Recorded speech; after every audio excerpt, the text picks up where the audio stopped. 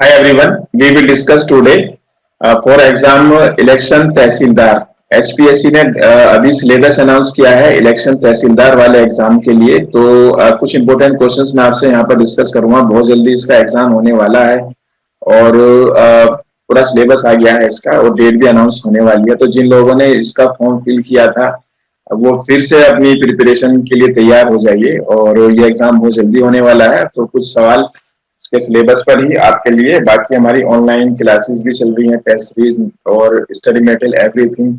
तो अब इस पर हम बात कर लेते हैं। एक सवाल है पहला, the number of seats reserve for schedule caste in Lok Sabha is.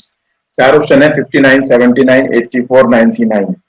तो इसके चार ऑप्शन है, बहुत सोचकर आप जवाब दीजिएगा क्या जवाब हो सकता है इसका। तो इसका जवाब है आपका सी 84। 84 सीट्स आपकी एससी के लिए रिजर्व है लोकसभा के अंदर। ठीक है, चलिए अगला क्वेश्चन देखते हैं और इसको आप याद कर लीजिए। अगर आपको आता था तो बहुत अच्छी बात है, बधाई हो।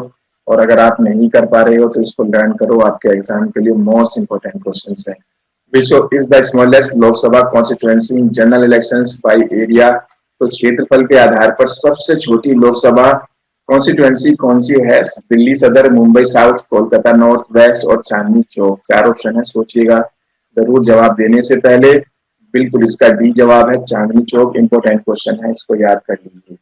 अगला क्वेश्चन है आपका, how many seats are reserve in Lok Sabha for SC and ST, दोनों का पूछा है। देखो अभी 84 तो हमने अभी डिस्कस ही किया पीछे, और 47 आपके एसटी होते हैं। ठीक है, तो अगर हम टोटल करें तो 131, तो टोटल 131 है इसका जवाब। बहुत ज्यादा इंपॉर्टेंट क्वेश्चन है, पक्का याद होना चाहिए। इलेक्शन नायब तहसीलदार वाले एग्जाम के लिए मैं बात कर रहा हूँ। अवर कॉन्स्टिट्यूएंसी इज डिवाइडेड इनटू, बहुत आसान सिंपल सा बेसिक सा सवाल है कि हमारी कॉन्स्टिट्यूएंसी को डिवाइड किया गया है कितने में? 500, 543, 550, 55 जो है 3। इसका बी जवाब है, इंपॉर्टेंट है और इसको आप लर्न कर लो। ठीक है, तो देख लो यहाँ पर 552 भी था, 543 भी था, लेकिन हम बात कर रहे हैं कॉन्स्टिट्यूएंसी की, तो ये आपका बी जवाब है इसका।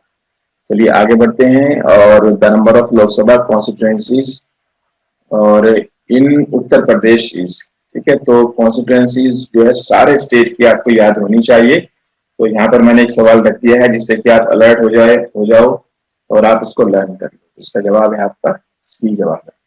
उसके बाद आगे बढ़ते हैं, the number of Lok Sabha constituencies in Delhi. तो दिल्ली के अंदर लोकसभा की कितनी सीटें होती हैं? तो 7 होती हैं। मुश्किल नहीं है, आप लोगों ने कितनी बार इलेक्शन पर लेख पढ़े होंगे तो आपने देखा होगा कि दिल्ली में 7 होती है लोकसभा की सीटें। इसके बाद है, हु लेड न्याय युग। ठीक है, न्याय युग किसने चलाया था? तो 4 ऑप्शन है। पुराना सवाल जरूर है, स्टैटिक है, लेकिन इंपॉर्टेंट है आपके एग्जाम के लिए। तो चरण सिंह है, देवीलाल है, अजीत सिंह है। तो इसका जवाब आपका देवीलाल है। इंपॉर्टेंट क्वेश्चन है एसपीएससी इलेक्शन तहसीलदार वाले एग्जाम के लिए। अगला देखते हैं, which of these not a feature of Indian democracy. Indian democracy की कौन सी जो है फीचर इसमें से नहीं है? बहुत इंपॉर्टेंट क्वेश्चन है, पढ़ लेते हैं एक बार इस सवाल को और आप भी थोड़ा सा इसको पढ़कर देखिए क्या आंसर होना चाहिए। तो टाइम मिल रहा है आपको, मैं आपसे बात कर रहा हूँ तो चलिए। तो पहला है इसका, India has largest number of voters in the world. ठीक है, और दूसरा है इसका, India's election commission is very powerful. ठीक है, और इसके बाद जो नेक्स्ट है इसमें, in India everywhere above is in India everyone above the age of 18 has a right to vote. सही बात है।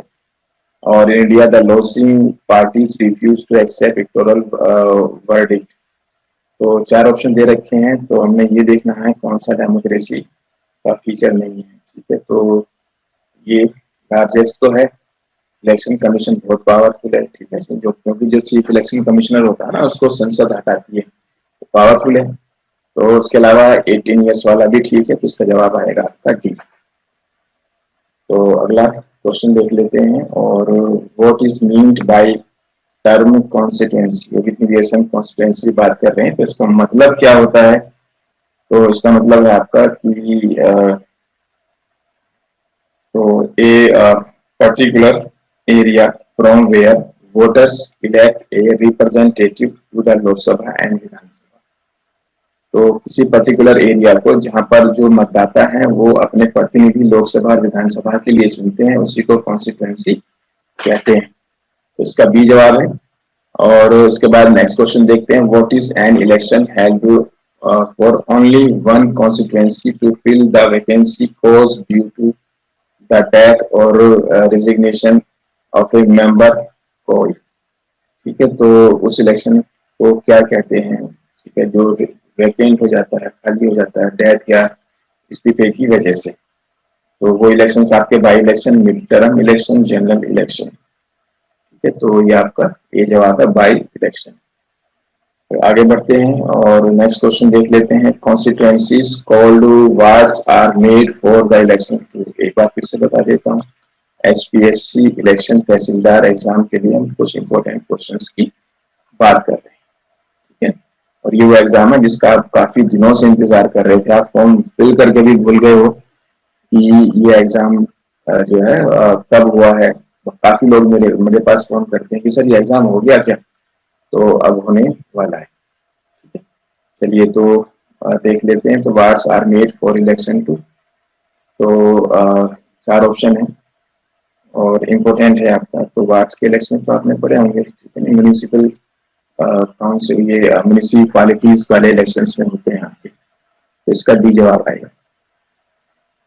Which of these is not a part of district and local level bodies? Panchayat, municipalities, corporations और लोकसभा।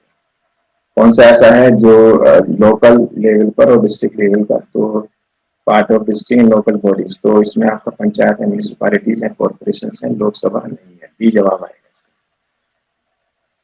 तो when on election duty, under whose control does the government officers work? जब election duty होती है तो जो सरकारी अधिकारी होते हैं वो किसके अंडर में काम करते हैं? इंपॉर्टेंट क्वेश्चन है। तो इसमें आपका central government, election commission, district magistrate और डिस्ट्रिक्ट कोर्ट। ये चुनावों की बात है। चुनावों की बात बहुत आसान सा सिंपल सा सवाल है, इलेक्शन कमीशन निर्वाचन आयोग इसका जवाब होगा। What does the term incumbent mean? तो चार है, the current holder of political office, the candidate contesting the election, the outgoing candidate of dissolved house, none of the above। तो चार ऑप्शंस को हम देख लेते हैं, इसका जवाब क्या होना चाहिए। तो incumbent मीन है आपका the current holder of political office. तो इसका ए आंसर होना चाहिए। और एक और सवाल देखते हैं, the election commission is elected body, appointed body, independent body, both B and C. तो ये आपका अपॉइंटेड बॉडी है। जो आपके चीफ इलेक्शन कमिश्नर होते हैं ना, उनको प्रेसिडेंट अपॉइंट करता है। बाकी जो चीफ इलेक्शन कमिश्नर है उसको प्रेसिडेंट अपॉइंट तो करता है, लेकिन अगर इसका रिमूवल करना हो तो संसद करती है। जबकि इलेक्शन कमिश्नर से आपके अदर उसको भी प्रेसिडेंट अपॉइंट करता है, प्रेसिडेंट ही हटाता है। तो इसका जवाब है आपका।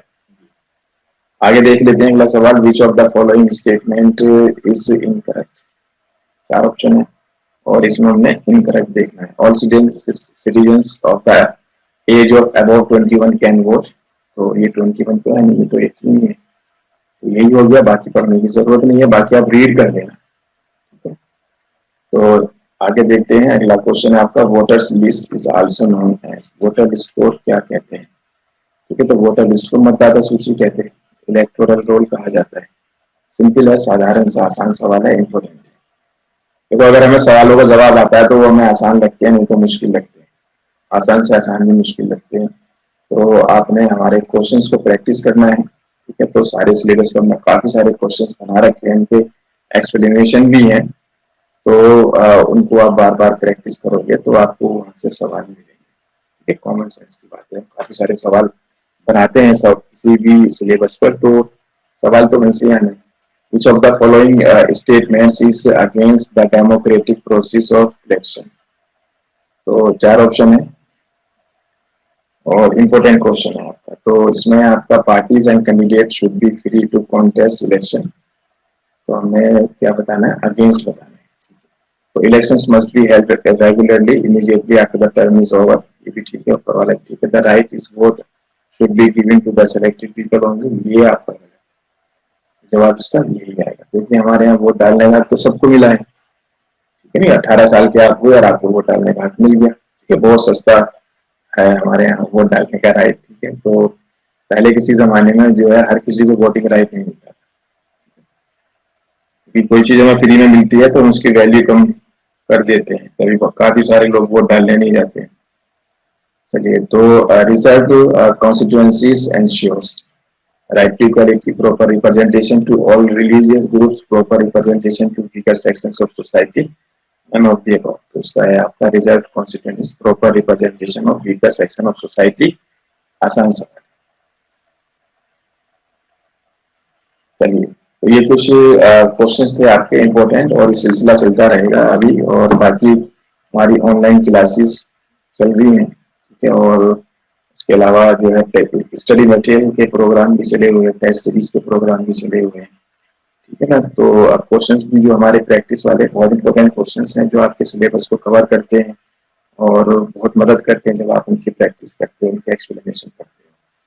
चलिए, तो मैं अपनी बात यहीं रोकता हूँ। बाकी कोई बात आप ज़्यादा जानना चाहते हो तो हमारे हेल्पलाइन नंबर पर कॉल कर सकते हो, ठीक है। और क्योंकि हर स्टूडेंट की जो है, हर कैंडिडेट की अपनी अलग ज़रूरत होती है, तो जैसे भी आप हेल्प चाहते हो आप हमें कॉल करिए। Okay, thank you.